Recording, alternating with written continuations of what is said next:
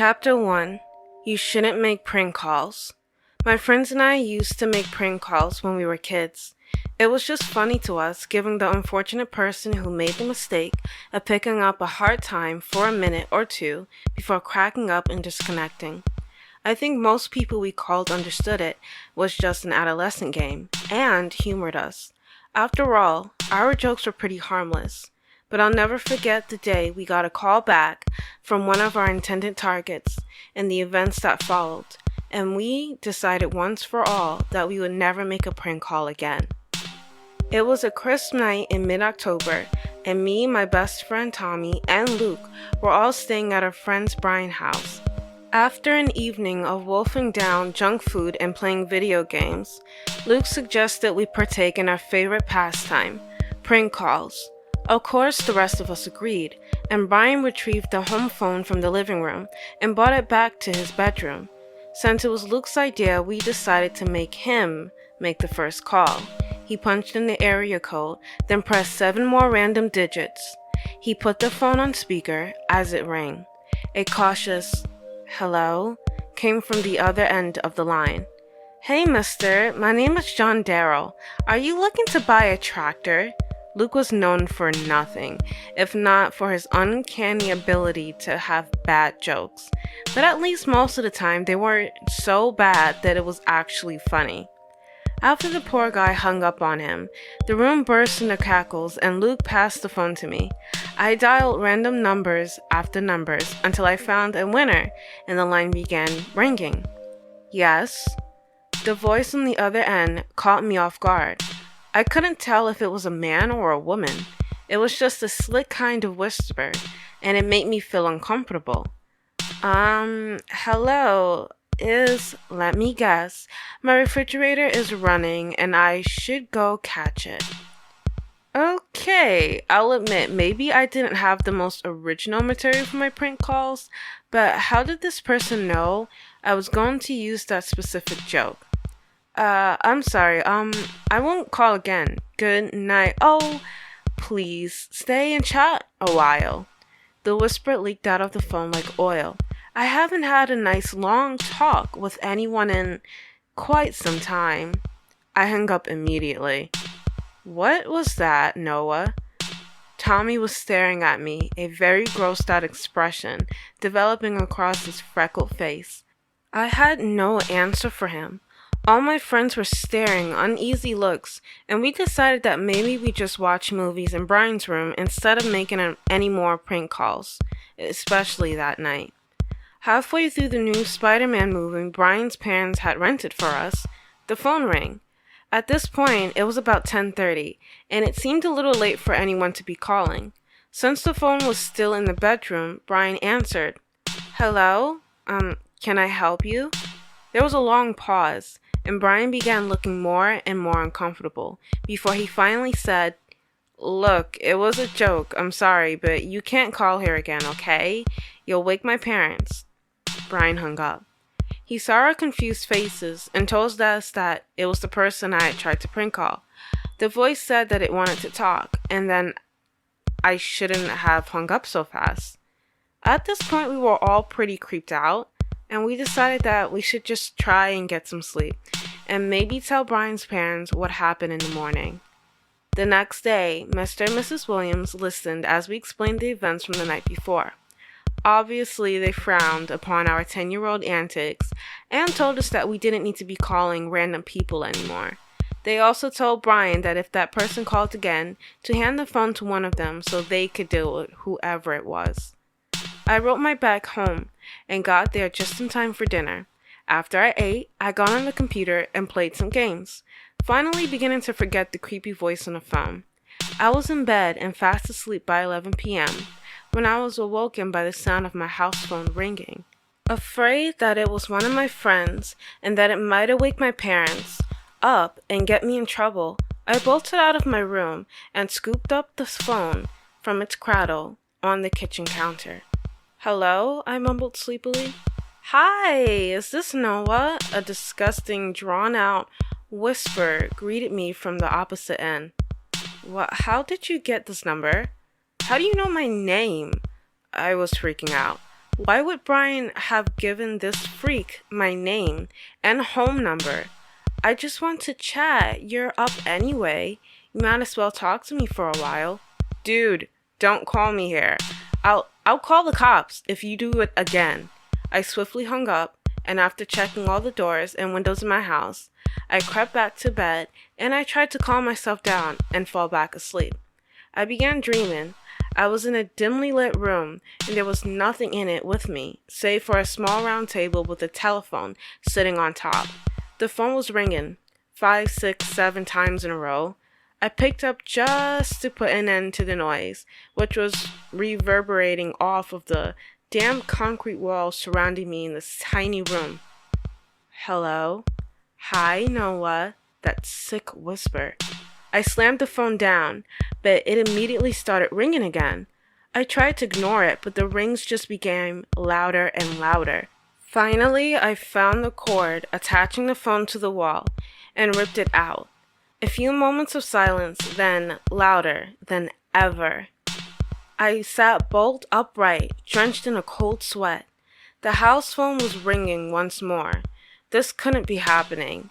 I hurried to the kitchen and picked the phone up. Hello? Please don't hang up on me again, Noah.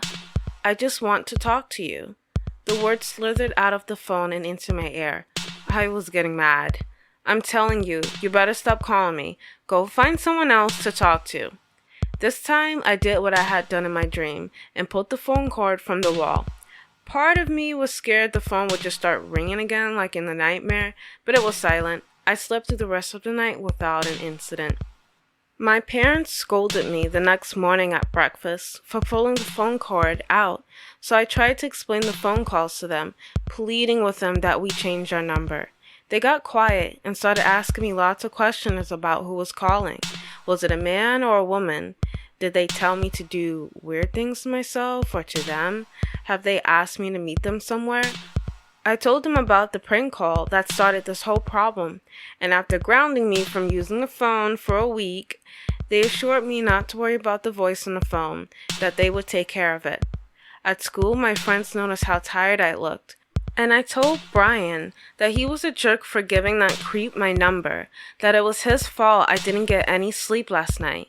He swore that he never even got another call, and that even if he had, he would never give my number to a stranger.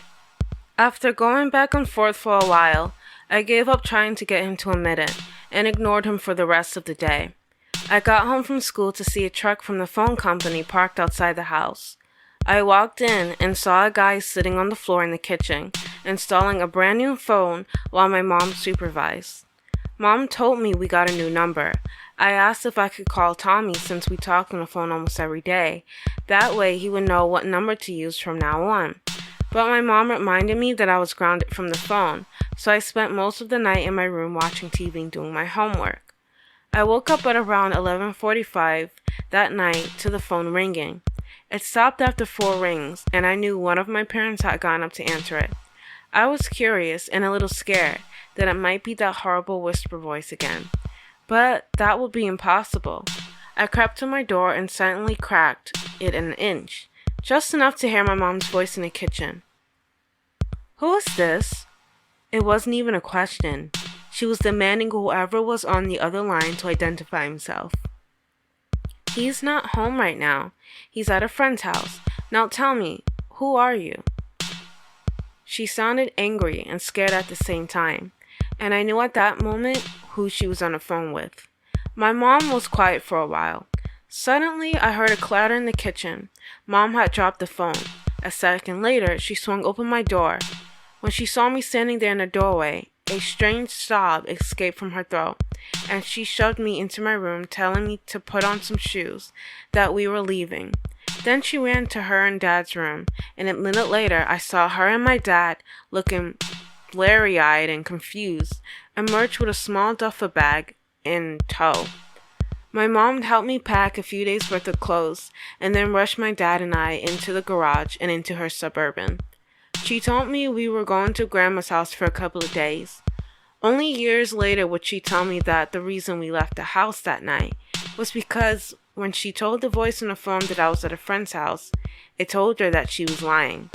that it could see me listening to her talking in the bedroom doorway. After that, we got rid of the house phone. Mom and Dad never explained to anyone why, but I knew, and so did my friends, to whom I told everything that had happened in those few days.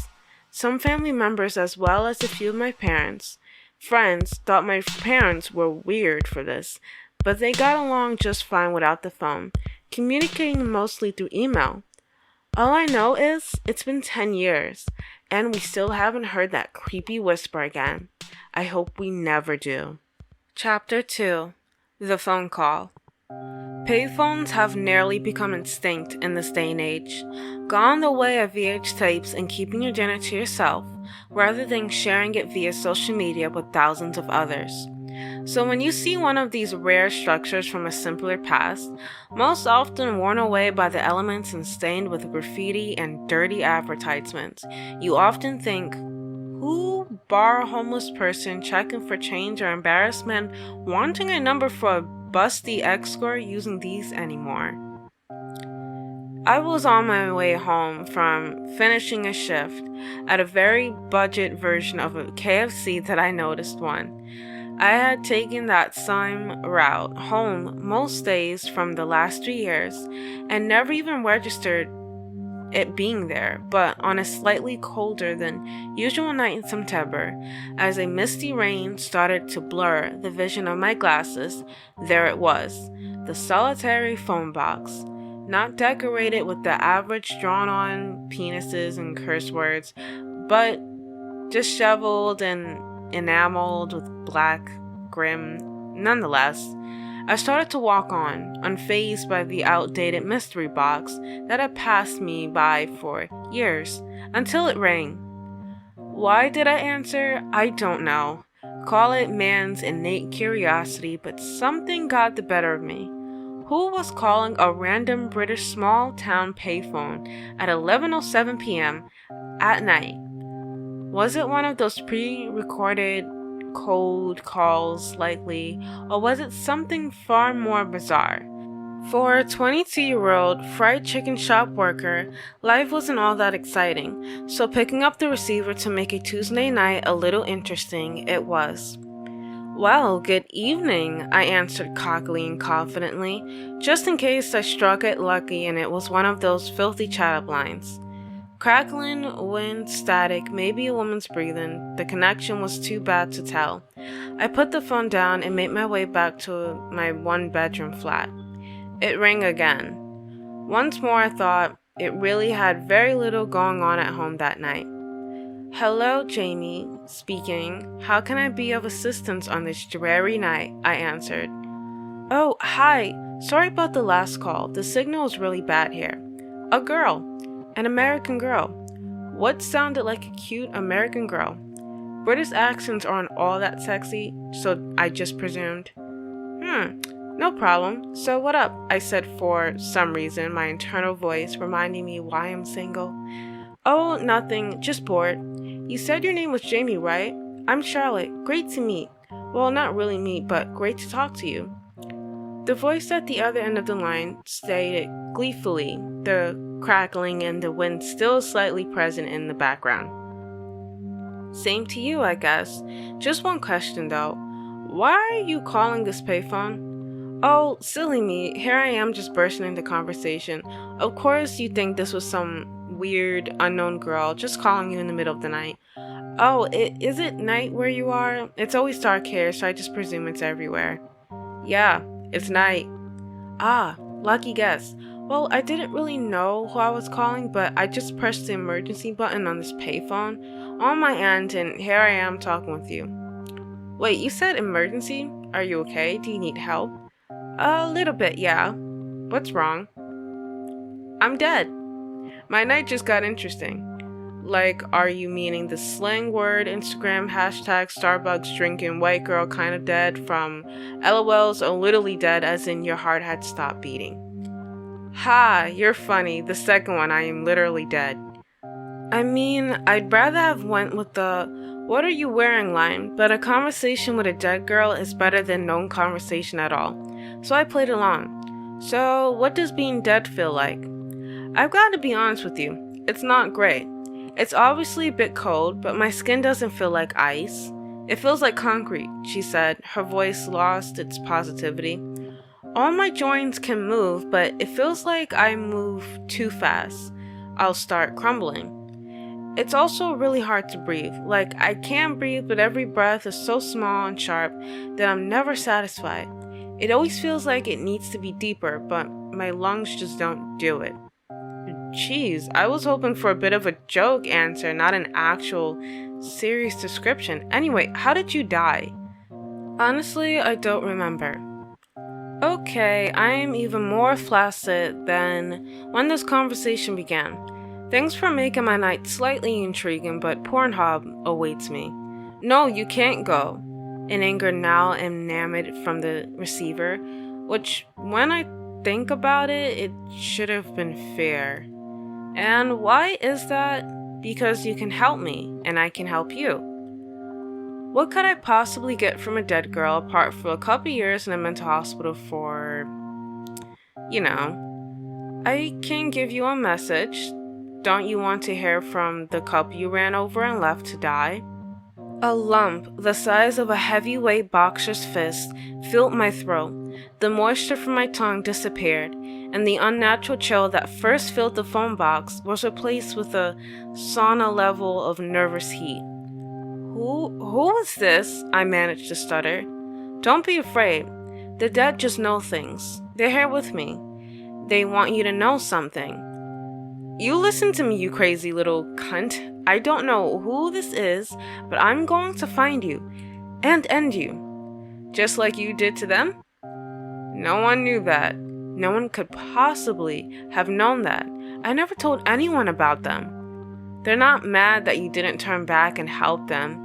They know you were scared and have been sad ever since, but they've got the secret to make you happy, Jamie. That's what you want, isn't it? To be happy. To not work late nights in a greasy takeaway, bored out of your mind only to return home and, I wanted so hard to put the phone down then, to run, to hide, but as frozen as I was with this fear, the curiosity grew in me. What if I really was in contact with the beyond? What if this mysterious phone box that maybe did just appear from nowhere did connect with me with the other side?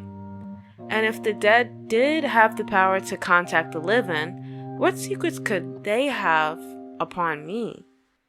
Chapter 3. Don't ever answer a call from your own number.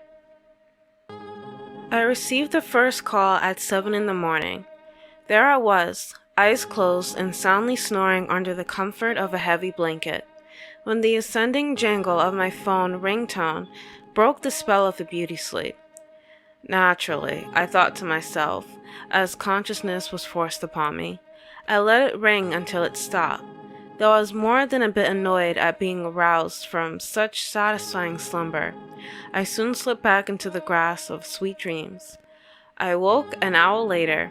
I had coffee, brushed my teeth, hopped in the shower, and inspected my reflection in the mirror to make sure I was still passable as mildly attractive. Not going downhill yet, Tommy, I said to myself, as I did every morning in some sort of ego-enforcing ritualistic exercise. At 8:25, with my monkey suit neatly in place, I headed out the door and down 4 floors via elevator, ready to start my day at Crawford in Reynolds. You guessed it, law firm. My phone began to vibrate in my blazer pocket, as it periodically does when a phone call is missed and the notification has gone unseen. Maybe I want another Caribbean cruise, I thought sarcastically to myself. When I flipped it open, I saw this. Missed call, November 7th, 7 a.m., 301-542-6789. This was odd because that was my phone number. I puzzled over it briefly when the elevator gave a ding. As the door slid open, I gave a shrug, grunted a quick and was down with the matter. The rest of the day was mundanely routine. I won't bore you with the details. To say that despite the suit, my job entailed making a lot of coffee, a lot of papers, and speaking my office time catchphrase to waiting cleaning team, Mr. Crawford, we'll see you now. After work, I met my best friend Ben at the Toxic Manhattan, a sort of trendy hipster meets corporate bar that I frequented often to unwind or pick up girls. There was more photocopying than usual today, and I was a bit fatigued, so trying to get laid was not really in my game plan. So this person who took the bar exam 5 times was made a goddamn associate. But then, as we glugged down our mugs of imported Vietnamese coffee, everyone was like that to Ben, except me, of course. But that exception likely only extended to me so long as I was in his company. And you want to know why? Because his goddamn last name is Somar, and the old man thought that was cool. Ben was a junior associate for Samer & Samer Law, and always had an axe to grind about something related to his work. I was beginning to get bored of his complaints when God granted me a small favor, or at least I thought so. My phone began to ring. Hey Ben, I got to head out, pal. This is very important. I looked down at the phone screen and saw it again. Incoming call. 301-542-6789. What the? I said, not really to anyone at all. What's up, Ben asked. This is the second time today I've gotten a phone call from my own number. Ben's face went from mild indifference to childlike interest, and before I could do anything, he pulled the phone from my hand and flipped it open. Yo, this is Benjamin, he spoke into the receiver. Speak, dickhead, he said after a few seconds of silence. He turned to me. No reply came. Your phone is whack. I snatched the open phone back and pressed it to my ear. Hello? Hello? My voice repeated after a second's delay. The beginning bit sounded weird, almost like a backwards echo that had been corrected right before the first syllable. This is Tim. Who is calling? Who is calling? This is Tim. I was a bit unnerved. Of course, I had experienced the universal phone echo before, as I'm sure most people who have used the telephone have. But this just sounded strange, like my repeating voice was affected by some kind of reverse reverb. Add to that this was my own number calling, and I'm sure that vague drop I felt in the pit of my stomach was understandable. I was about to hang up, but my voice, spoke again. You're not going downhill, Tommy. Yet. I closed the phone, downed my beer, put a crisp 20 on the bar table, and made to leave. Alright, I heard Timothy in the background. You don't have to say goodbye or anything. Under normal circumstances, I would have shot back the old, screw you too, Ben. These weren't normal circumstances, and right then, I gave 0 craps about Ben. If I was stirred, getting a phone call from my own phone number, or hearing my own voice repeat back to me in some kind of unnatural reverse echo, then I was completely shaken by the last line. You're not going downhill, Tommy. Yet. The last line kept playing in my head as I walked hurriedly down the street. You're not going downhill, Tommy. I could still hear it as I got in the car. Yet. I started the engine, reversed like a son of a bitch without any caution, and sped my way home. When I stepped through my front door, I made a beeline for the restroom. I inspected the mirrors, cabinets, and every crook and cranny for something to make sense. I must have looked like some crank addict, searching for that bit of inconspicuous hitting meth. I had it worked in my head that maybe someone had been recording me, though why I couldn't imagine. Maybe someone connected to one of my boss's high-status clients, I thought as I tore up the couch, or possibly one of the many girls I've scorned looking to settle some score. Man. Then a thought hit me. Or maybe Ben. Maybe Ben is just messing with me. I didn't really buy it, but the idea eased my nerves and I forced acceptance. Every 5 minutes later, I was laughing, cursing Ben under forced chuckles while I made a rush job of cleaning my mess. That night, I lay myself to sleep, feigning relief but feeling an uneasy knot in my stomach. I awoke at 8 in the morning, drank my coffee, brushed my teeth, and gave my reflection a serious studying. But everything seemed to be normal, so I laughed and got dressed. On my way down to street level, I caught sight of myself once more in the elevator door's brassy surface. I practiced a winning smile and admired what I saw. I got so carried away that I pretty much leapt in the air when my phone rang. No. Incoming call. 301-542-6789. I let it ring to voicemail as the doors opened and hurriedly made my way to my car. But it kept ringing. It kept ringing. It rang as I started the engine, and rang as I drove down the 405. It rang and rang and rang until I snapped and answered. "Cut it, Benjamin." "Cut it, Benjamin," my voice replied back. The echo sounded faster now. The obscene silence that preceded my mirrored words had become an awkward pause. I don't know why, but that terrified me. I hung up the phone, pulled out the battery, and put the pieces in my jacket's breast pocket. The action did little to comfort me, but I was able to get through most of the workday. That was until the final hour. I was sitting in front of Mr. Crawford's desk, the father, not the son, taking dictation as he spoke aloud about the strategies for pursuing a case. He was retained for when my breast pocket started vibrating. My forehead was instantly dripping in cold sweat. But my fingers kept typing. Crawford kept speaking my phone. It kept silently buzzing. I took out my battery, my mind screamed. "Tommy, are you going to silence that damn vibrating phone of yours?" Crawford shouted, breaking his stream of thought mid-sentence. I stood up, reached into my pocket, and pulled out my phone. My intact phone. "I'm sorry, Mr. Crawford, There, outside the office walls, I saw him stroll by. I saw me stroll by. I gotta go." I ran out of the room, leaving my very flustered boss screaming after me. The words, "You're finished," were used, but I really wasn't thinking about my job. Security. Back door, my mind automatically instructed.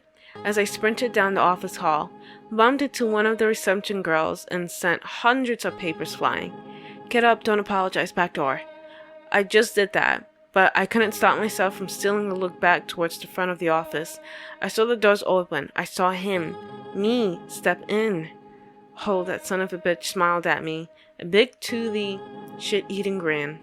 I ran out, jumped in my car, and for the second time in 2 days, tore a split like a maniac down the Los Angeles roadscape.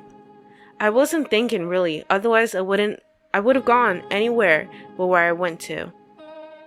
But home is where we all go when our minds check out in paralyzed horror, and we need a figurative safe blanket to hide under. When I stepped through my doors, all I wanted to do was curl up on my bed and black out. But I knew the second I was inside that confrontation was coming. As if to cement that realization, my phone rang. With trembling hands and a cracking voice, I answered. "Why are you doing this? Why are you doing this?" My voice was virtually inseparable from mine now, save a millisecond or two, and together we sounded like a double-tracking record. I looked out my window, phone in hand, and saw him parking his, my car. My God, I said to myself. My God, my double winger mirrored in the phone he carried. I watched him make his way to the building's entrance. He stopped and looked up at me, making a sad face and shrugging his shoulders as if to say, "I'm sorry." But the next second he was all smiles again and resumed his walk through the building's doors. I dropped the phone and ran to the couch, pushing it against the apartment's doors. Then I threw my hutch on top of it. In panic, I started butt resting the door with anything heavy I could drag, dresser, television, the goddamn toaster oven. I was in a complete state of terror, heart racing, mind useless, hands trembling. But when I heard the ding of the elevator doors opening, all I felt mere seconds before was dwarfed by the purest, paralystic horror. I could only take in sights and sounds. I could not synthesize them into thoughts. Footsteps down the hall, closer, growing louder, stopping in front of my door. I felt a wet warmth running down my leg. The sound of keys jingling, the lock turning. My eyes couldn't be wired if you pried them open with clamps. The doorknob turned, but the door wouldn't give. "You're going down, Tommy,"